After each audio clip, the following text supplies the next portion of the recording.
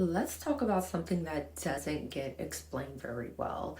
How to stay feminine and powerful when you're dating someone or partnered with someone, or if you're looking for this within yourself, you just want to be surrounded by highly ambitious, successful, or someone on the leadership path, because a lot of women feel they have to disappear or compete, and neither of those are feminine power.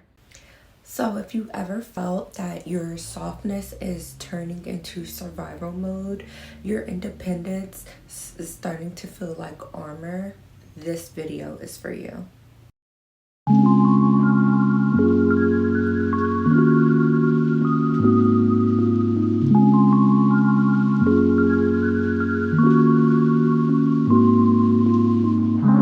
If you're new here, hey, I'm Jessica. I'm an executive and personal assistant, lifestyle lover, and business owner.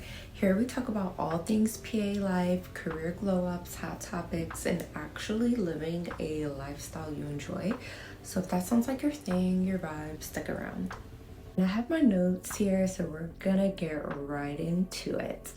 So what I would love to start off with would be explaining what is feminine power. There's a lot of videos out here that, I think we all enjoy, whether if you're a man, woman, whatever.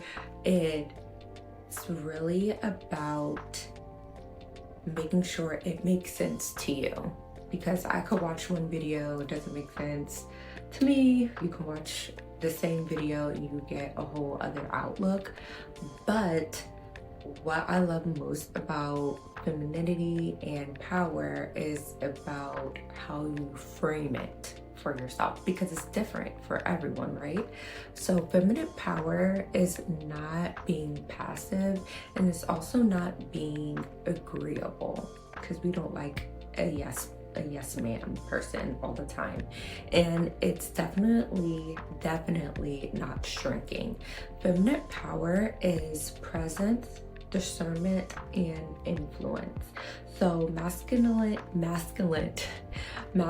energy focuses on direction, execution, and control, and feminine energy focuses on preparation, timing, and collaboration. When you stop trying to win in ways like masculine ways, your power deepens instead of hardening. So high achieving environments move fast. There's always someone that needs an answer. You're looking for an answer. There's always a sense of urgency and pressure and constant decision making. And that is what makes it difficult for, I would say, some people. And what happens is women unconsciously, they start matching that pace, and we become super available, we overfunction, and we anticipate needs before they're even asked. And that's not how it should be all the time. Being an assistant, my job is to anticipate needs before they are asked, but there comes to a point where it has to stop, and instead of you letting it come natural. And this is where you ask certain questions so it doesn't burn you out, right? So that's not power. That is your nervous system overloading, and feminine powers actually slows the room down instead of speeding it up. One of the most powerful things you can bring into high achievement dynamics is calm. Slow your speech slightly, pause before responding, let silence exist without filling it. Calmness, or being calm, is not weakness. Calm communicates confidence, and confident energy is incredibly grounding to someone who carries a lot of responsibility. Now, that being said, receptivity doesn't mean doing nothing. It means you're not rushing to manage, to fix, or prove your value. Instead of saying, I'll handle it, Try saying, how do you see this unfolding? You're creating space for leadership without surrendering your boundaries. Now, that's what I call balance. Now, with that being said, you also want to think about speaking from values, not ego. Powerful feminine communication sounds like clarity, not criticism. So instead of saying, you always do this, try, consistency is important to me, without over explaining. Instead of defending yourself, you speak from values. No over explaining, no emotional gymnastics, just grounded truth. One of my favorite parts of this topic would be keeping your own rhythm. One of the biggest mistakes women make is trying to sink their entire life into someone else's momentum. And high achieving energy runs on adrenaline 24/7. Feminine energy runs on cycles. So rest, creativity, pleasure, and beauty, protect these like they're non-negotiable. If your life becomes only productivity, your softness disappears.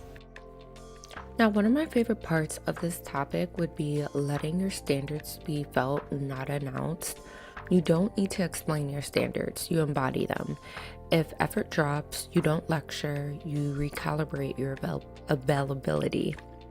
Your consistency teaches people how to treat you faster than any other words ever could.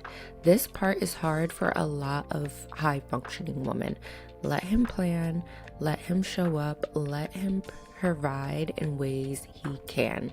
Say thank you without minimizing it. Receiving is not dependence, it's partnership, and it keeps the polarity alive. One of the most important parts to this video, in my opinion, would be staying true to who you are becoming. The most magnetic thing you can do is stay connected to your own growth. You're not here to manage someone else's trajectory. You're here to become more of yourself.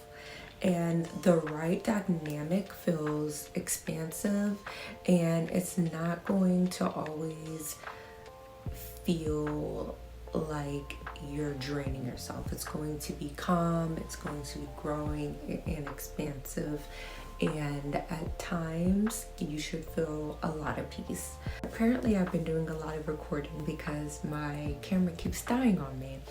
But I would love to end this video by saying you don't need to harden to be respected. You don't have to compete to be chosen.